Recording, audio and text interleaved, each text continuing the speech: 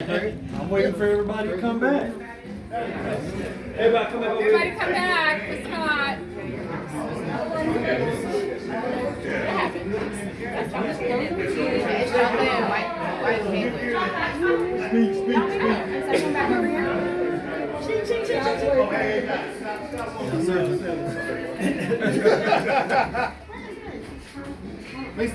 All right. Everybody's here, Scott. Is everybody? Yeah. Well, hey, I just want to, first of all, thank my host, Drew Hawkins, for letting us use his house. Yes. My brother Craig, my boy Bobby D, and of course my daughter Morgan. His birthday planner. I did all the work. I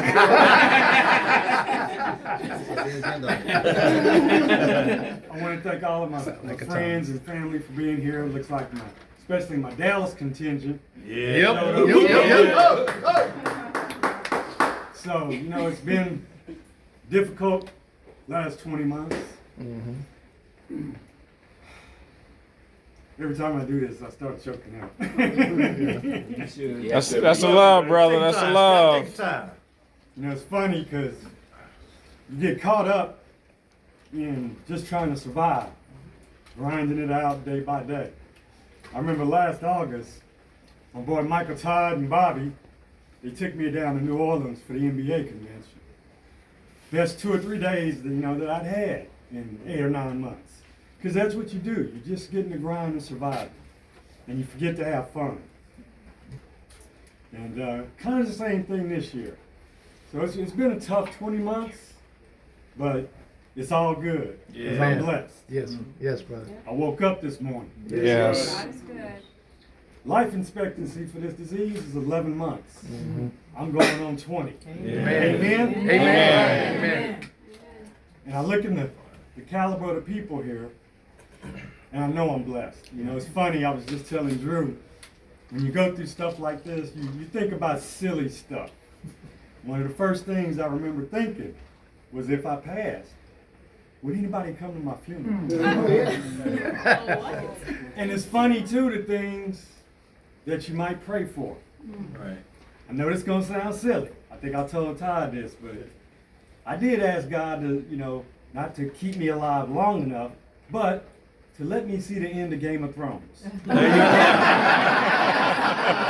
it was good. So I made sure I didn't say, hey, will you let me live long enough to see Game of Thrones? I just said I wanted to see it. I wanted to live a little bit longer. So I sure appreciate everybody coming here today. There's a couple of people I'd like to recognize if I can get through it. Some of y'all might remember at my dad's funeral, my brother spoke about my dad's philosophy of life, which was my way. Right. Yeah. Yep.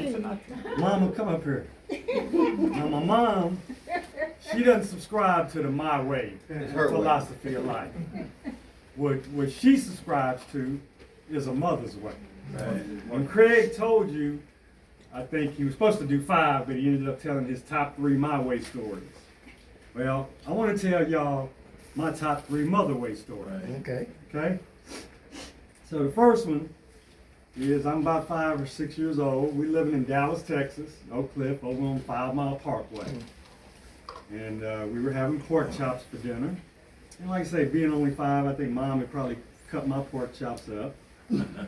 And for some inexplicable reason, my big brother decides to reach into my plate for some pork chops.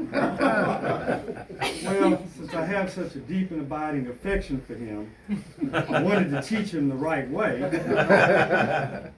And I stabbed him in the hand with a That's what I was Now, I didn't think I stabbed him that hard. I mean, it only drew a few drops of blood. But he went crying off to Mama like a little old girl. But as soon as he did that, I had a sense of impending danger. And so I strategically placed myself near the front door. Back then, you could keep your front door open. You didn't have to worry about people walking in. Well, a few seconds later, Mom came out that back room with a belt in her hand. And I took off down the street. I was right behind you. Right behind me. My little legs, you know, just didn't go fast enough. She caught me within about a half a block. So we get back home and we go back in the bedroom for the punishment. For the punishment. And I got one of them one-word whoopings. One word. Y'all know what a Yeah. one-word Yeah, whooping is. yeah. Don't you ever run from me again. Which was very confusing because it didn't seem like I was getting a whooping for stabbing Craig in the head before. It was because I ran. Right. Lesson learned, didn't run from my mama no more. Mother's Way story number 2. I'm probably 11 years old, 11 or 12. We're living in Inglewood, California. 7th Avenue, right? And I don't know the specific context of what the discussion was about, but I do remember it was just me and my mom at home, and I think I made the comment that everybody in this house is crazy. I turned and we were in the kitchen, and I turned and walked away, feeling pretty smug about myself. Guess I told her. And then all of a sudden, there was a cascade of strange sensations as I was walking away. I remember hearing the crackling of wood, followed by a stinging, searing pain across my back, which was also shortly followed by about 2 seconds of paralysis. Probably the closest I've ever going to come to getting tased, but I turned around, and there my mother is with a half of a yardstick in her hand. The other half had been broken across my back. Because like I say, I wasn't expecting it, so when it hit, and I was like, oh! Kind of staggered, and like I said, that conversation was real short. It was just the look in her eyes like, you want some more? And I think she said, is that crazy enough for you? That's when they made real yardsticks. Yeah. So, learned another lesson. Never call my mama crazy. And my third My Way story is probably the one that had a big impact on my life. 7th grade, I'm going to Edna Rowe Elementary School. We getting ready to go to 8th grade. She was a teacher at John B. Hood, and that's the school my elementary fed into. So we had taken some little standardized test to figure out where we were going to get placed. IQ test.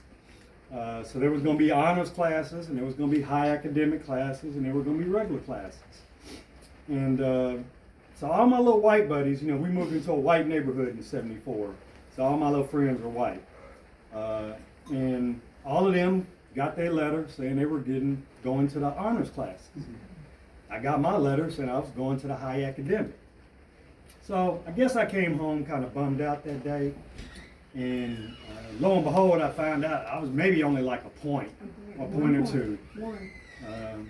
And so I don't know if my mom sensed that I was down or what, you know, and she asked me what happened. I said, yeah, you know, I got in the high academic, but I didn't get in the honors. A day or two later, I get a letter saying I'm now in the honors class. Mama pulled strings. I don't know if she pulled strings because I was despondent or down, or because that's just what mamas do. You know, if her baby didn't get in, you know, but needless to say, I was in the honors classes. And that meant a lot to me, okay? You know, it's fairly prestigious, and obviously it set me up for getting prepared for college. But it gave me a feeling that she believed in me. Right. She had confidence in me.